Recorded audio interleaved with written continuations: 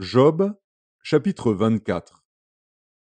Pourquoi le Tout-Puissant ne met-il pas des temps en réserve, et pourquoi ceux qui le connaissent ne voient-ils pas ses jours? On déplace les bornes, on vole des troupeaux, et on les fait paître.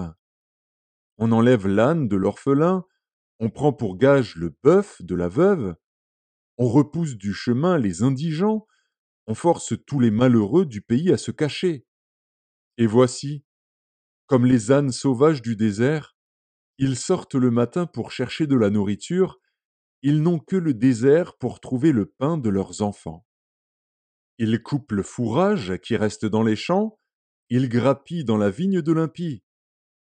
Ils passent la nuit dans la nudité, sans vêtements, sans couverture contre le froid. Ils sont percés par la pluie des montagnes, et ils embrassent les rochers comme unique refuge. On arrache l'orphelin à la mamelle, on prend des gages sur le pauvre. Ils vont tout nus, sans vêtements. Ils sont affamés, et ils portent les gerbes. Dans les enclos de l'impie, ils font de l'huile, ils foulent le pressoir, et ils ont soif. Dans les villes s'exhalent les soupirs des mourants, l'âme des blessés jette des cris, et Dieu ne prend pas garde à ces infamies. D'autres sont ennemis de la lumière, ils n'en connaissent pas les voies, ils n'en pratiquent pas les sentiers. L'assassin se lève au point du jour, tue le pauvre et l'indigent, et il dérobe pendant la nuit. L'œil de l'adultère épie le crépuscule. Personne ne me verra, dit-il, et il met un voile sur sa figure. La nuit, ils forcent les maisons. Le jour, ils se tiennent enfermés. Ils ne connaissent pas la lumière.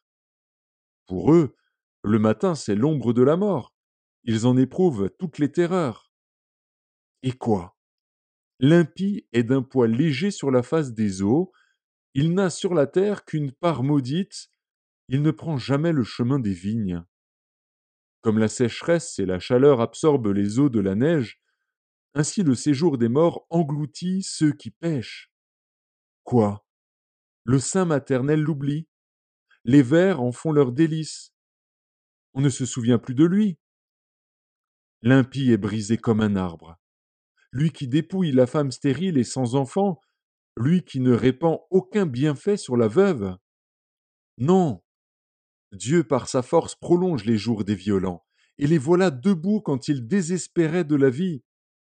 Il leur donne de la sécurité et de la confiance. Il a les regards sur leur voie. Ils se sont élevés, et en un instant, ils ne sont plus. Ils tombent, ils meurent comme tous les hommes. Ils sont coupés comme la tête des épis.